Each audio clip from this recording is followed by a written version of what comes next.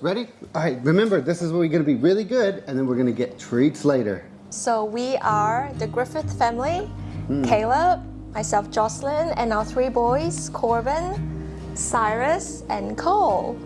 I guess we wanted to start the story by telling you what happened about 6 years ago in a church called Nations Church in Dunedin, New Zealand. So we saw this Facebook post about a pastor or prophet which name was Alex Larson, and he was going to come and prophesy at one of the services. And at the time, we had been trying to start a family for a few months, but we have had no luck. And so we thought we'll just go and see what God has to speak into our lives through this prophet. And so we met Pastor Alex, and he prayed for us, and he said he didn't know what was happening, but he said, "You will have a family, but in God's time, not your time," even though we wanted a baby right away. So we've been in ministry for about 6 years, and we felt like God was telling us that we were in a season of transition, to step back, and we really felt like He was calling us to America. We've just been in this busy, hectic state, and we actually bought our tickets to go to America. We thought right now we would be in America, and that's not what happened. We had ran into a visa issue, and we're in the process of selling a house, and so we thought, look, we'll just take a breather and we'll go to Malaysia for just a little over a month, and just take a breather and relax. And our first Sunday at Cornerstone Community Church here in Kuching just so happened to be the 4th anniversary of Cornerstone. And so we thought, oh, that's pretty exciting. And we sat down, and a lady came up to us and said, introduced herself, and she said, "You must be here for the New Zealand speaker." And we thought, what? New Zealand speaker?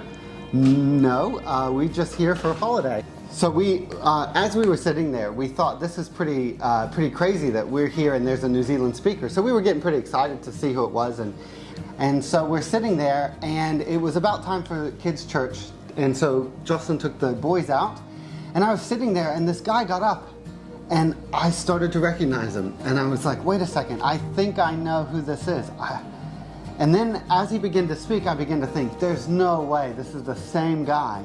We'd only ever really heard of his name once and gone to one meeting where we had ever really heard of him.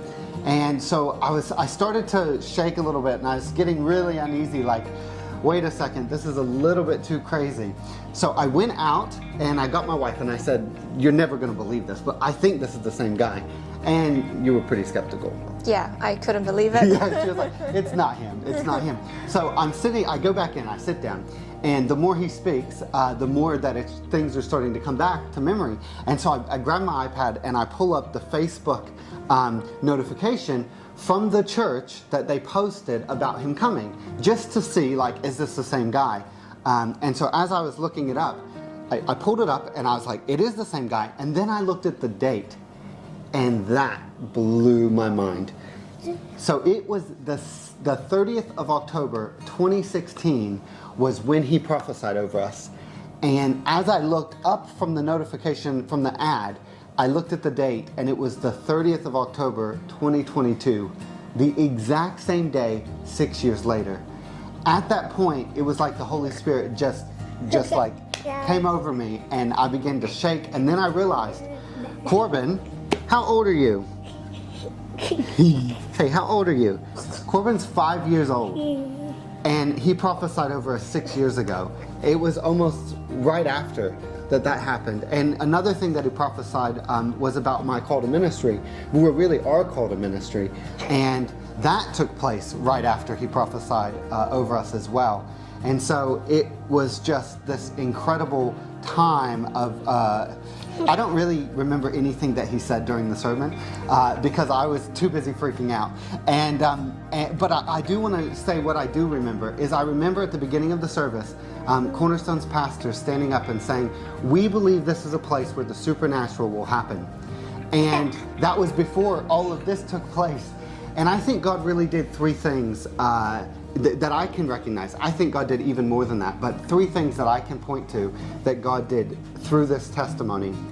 And that is this: in our lives, it's been a bit uneasy recently. We've been transitioning. There's been so many stressors.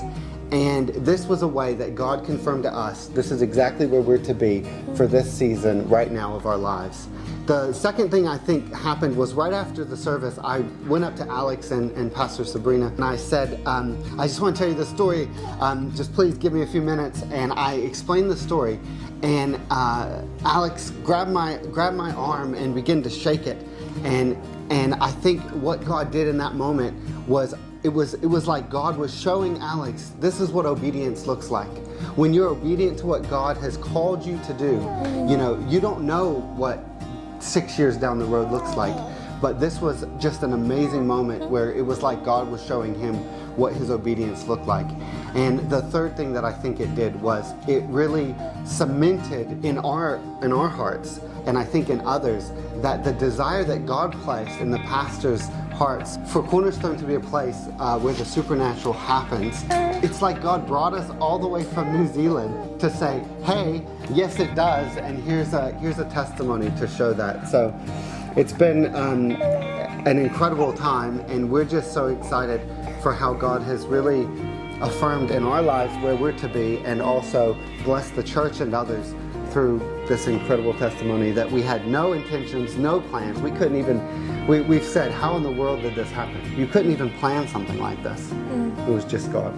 We came from Calvin Community Church in New Zealand, and then we are in Cornerstone Community Church now, and we are going to be in Cornerstone Church in the US.